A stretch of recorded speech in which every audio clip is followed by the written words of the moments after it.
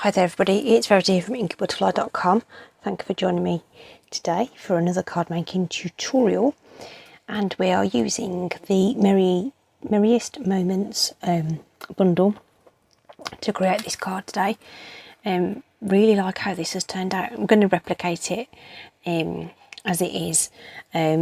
The colour choices are inspired by a Facebook colour challenge, so I'm using Night of Navy, Calypso Coral and Soft Sea Foam as my colours there. Don't they work actually really quite well with this? I'm really pleased with how it turned out, but rather than find alternative ways to use the colours, I'm going to replicate this for you. But show you how to use this wonderful hybrid embossing folder. So the Merriest Moments set has these lovely poinsettias, some great sentiments and some foliage to go with it, and a lovely little background feature there.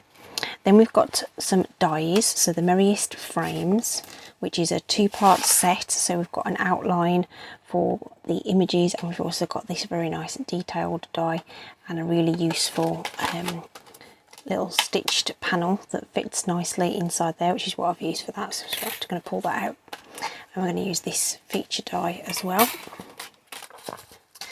But the die and the embossing folder are designed to work together. Now this technique cannot be done with your regular embossing folders. They have to be one of these hybrid ones. So we've got one other in the catalogue which has got the flowers on it, which I can't remember the name of.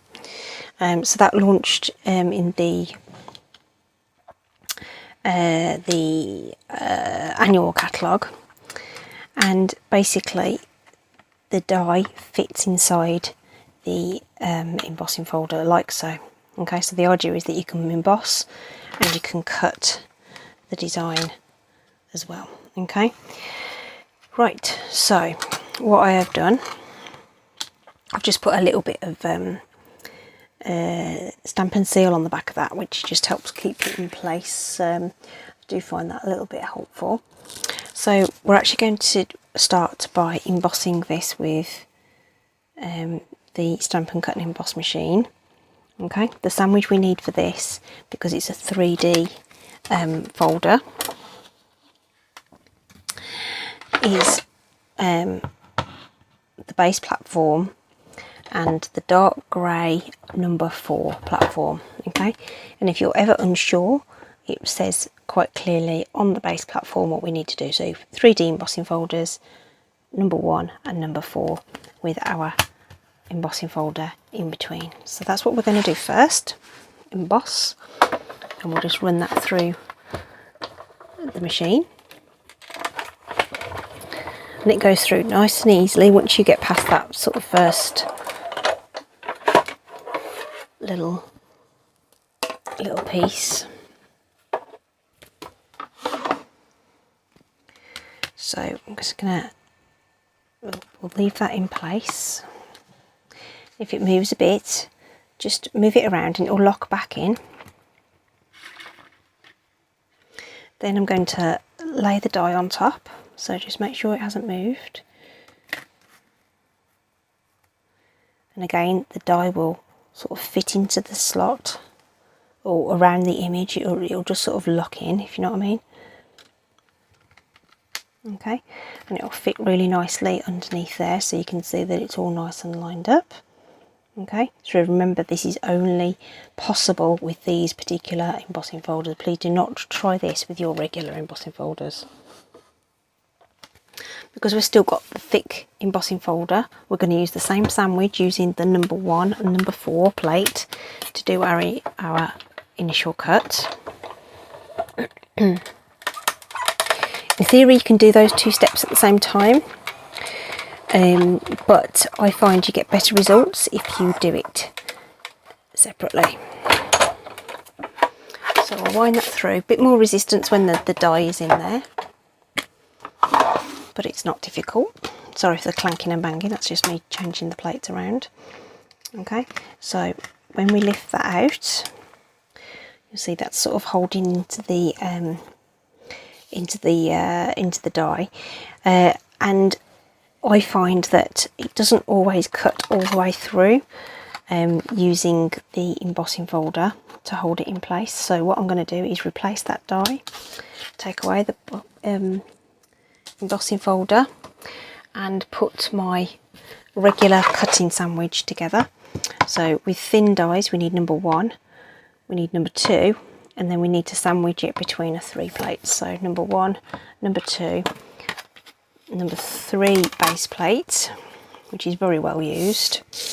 We're going to put our paper on top with our die, and then we'll put another number 3 plate on top of that. Okay, so that's our usual die cutting sandwich. So normally I'd keep that on my machine and not have to transfer the whole thing across and risk it moving. So just to let you know that. And if you've seen my videos before, that was the other plate falling over. It wasn't anything that I did with my machine. If you've seen my videos before, you'll know that I absolutely love die cutting. I think it's absolutely fabulous. You get all that beautiful detail just from running a piece of metal through what is essentially a mangle that applies all that pressure. So now we can see that that's cut really, really beautifully, and we can just tease that out. We don't need this backing piece, although it does emboss beautifully. So if you weren't die cutting and just using the embossed piece, that would be beautiful. It's got all these lovely little sort of flaky sort of star things on it, which is really, really nice. But for today's project, that's not what we want. So what we'll do is we'll just knock out any little teeny pieces that are just hanging on inside there. There's not many of them. Okay. Excuse me. Bless me. Quite sure where that came from, but there you go. So just the odd little piece to knock out there with a pokey tool or whatever, and that is our die. Isn't it beautiful? So we get the lovely embossed detail as well as a nice clean cut image. So I'm just going to pop that away because we're going to need that plate again. So I need to just make sure all that debris is off that plate. And I'm going to put it back on my machine, ready for some more die cutting in a bit, because we're going to need to do our poinsettias and our little frame. So to get the dimension that I've got on the back here, I've actually gone over the die with the blending brush and the coordinating soft seafoam ink. Okay, so it's a very pale ink, but this tone on tone look is really quite effective. So we're going to want to hold our die really firmly in place while we do this, so that we don't end up with a funny double embossed image. And I'm not concerned about it going into the centre. I think that's just going to add to the effect. So just going around the edges here just to apply a bit of ink and just sort of turning it around so it's easy to hold on to. Just going over this portion mainly to make sure the edge gets covered so it looks even. There are a few little holes in here, so it will pick up a bit of detail, but not as much as these large open areas.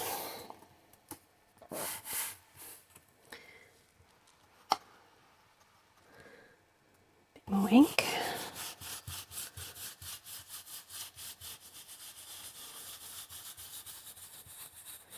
Round and around. You could use a sponge dauber if you've got a sponge dauber as well, and you could really focus in to some of those areas with that. I quite like using these blending brushes. You get 3 in a pack for £11. And they are really good quality bristles on these. I mean, I've had mine quite a long time now, and they're holding up really well.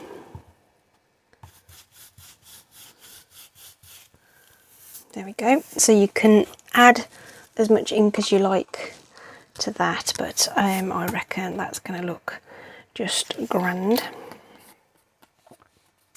Okay, and it just sort of pulls out a little bit of the detail in that die and just gives it a bit more oomph. You could of course have cut it in white and done the same thing if you'd have wished as well. Okay, so that's ready to go onto our card base. Don't need that die anymore.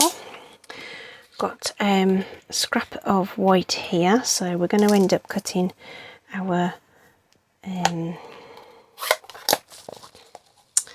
little panel there, but on the rest of it we're going to use our poinsettia stamp and put those flowers in place. So of course we're going to use our rule of 3 and get those done. What I should have done was got a couple of those cut out ahead of time, shouldn't I? Because otherwise you're going to be watching me cut that 3 times now, aren't you? So what I might do is just skip that forward a little bit, and we'll come back when we've got all of these things die cut. Okay, so all I'm going to do is just look for when you're lining this up, there's a petal that's really quite bent, and that's going to be that one.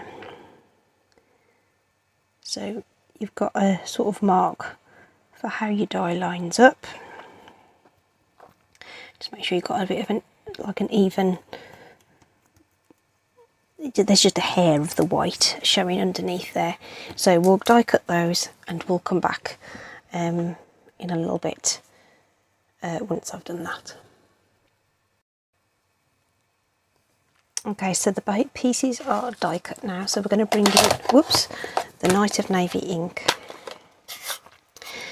which I probably should have done before I die cut these out, but we're just going to add the little centres to these little flowers like so. Okay, and we're also going to use Night of Navy to stamp our sentiment. Okay, so I've already got this lined up on the block. I just use my grid paper to help me line up my photopolymer stamps onto on my block. So just get that lined up and pop that into place somewhere around there. Nice firm pressure, beautiful sentiment, beautiful. Okay, so that's just slightly above centre because my my florals are going to come into there as well. On the original sample I did add ink to this, but I'm going to leave this one white just for a bit of a comparison there. Okay, so all we need to do now is a bit of assembly. Okay, so I think the first thing we're going to do is make sure that our panel here is in place. So I'm just going to do that with some dimensionals because, you know, a bit of dimension just makes everything look even more fabulous. So it's a very inexpensive way to just make sure that things are, well, an inexpensive way to make things look even more stunning than they were already. Of course, if you're posting abroad or anything, you may want to just factor that into any postage costs that you might incur. Sometimes those additional layers will increase your postage. So the next thing to do is put this on the card base, but I wanted that in place so that I could visualise it straight, basically. When you've got a fussy edge like this, I find it a little harder to identify when it's lined up, so having that in place just helps me a bit, and I think that looks okay. And then we'll just add a bit of shape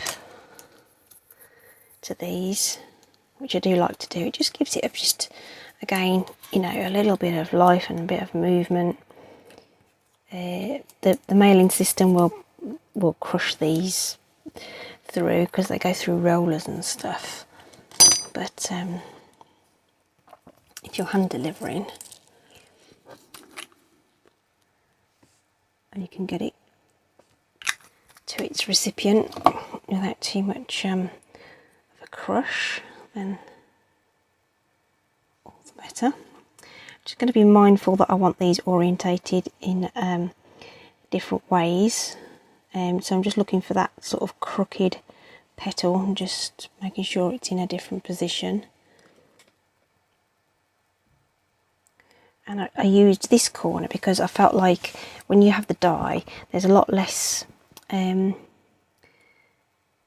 detail on this corner, so I feel like I'm sort of balancing it up by adding my extra embellishments there. Okay, so that is it, my friends. Hope you like it. I think it worked out really well. I brought in the other one, but nice and easy because of the way I've made it. Those two card bases could be made at the same time. You could cut both of your soft sea foam panels from half a sheet of cardstock and do those at the same time, and you only need half a sheet of cardstock for because all of the die cutting that I did with the poinsettias and the thingy, that's a quarter of a sheet.